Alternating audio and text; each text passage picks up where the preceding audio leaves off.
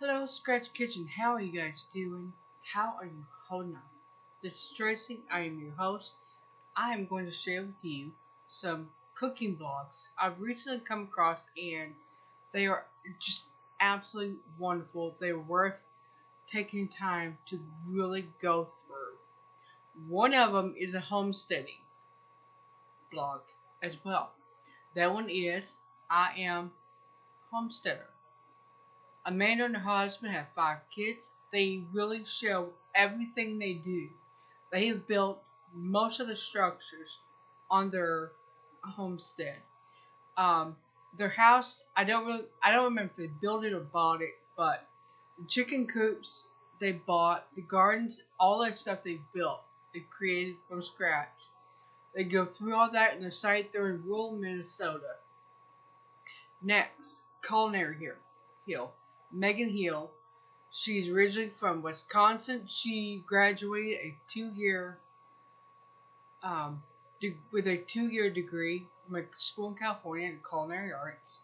She covers everything. I mean everything in her on her blog. She even shows how to use grains and cook them. Alright, next one is one I usually would not touch. However, when I looked at the site for Kum Kee, I could not leave it out. The food looked amazing, and it's rated on difficulty. 1 star is easy, you could do it in your sleep. 5 stars is difficult. Maybe going to a restaurant would be easier. Um, Living chirpy, yeah, it sounds kind of annoying. However, what brought me to their site was a picture of the Japanese clear onion soup. It looked amazing.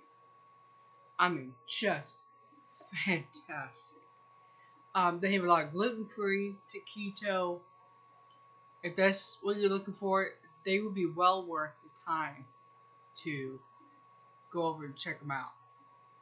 Now, last one, and the best, I think, is Mandy from Souped Up Recipes. She's originally from China.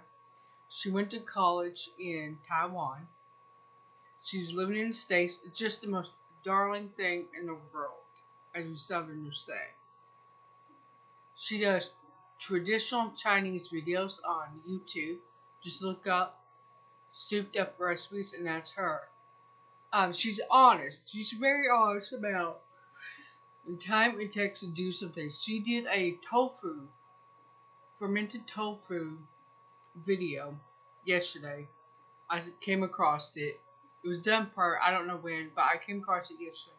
And she showed how it's done. So, there we go. Some food blogs I've come across, cooking blogs, homesteading blog.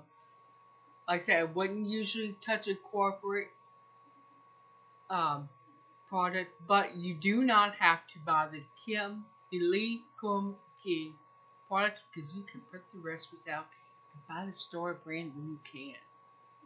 You know all about that, right? Alright guys, I will see you later.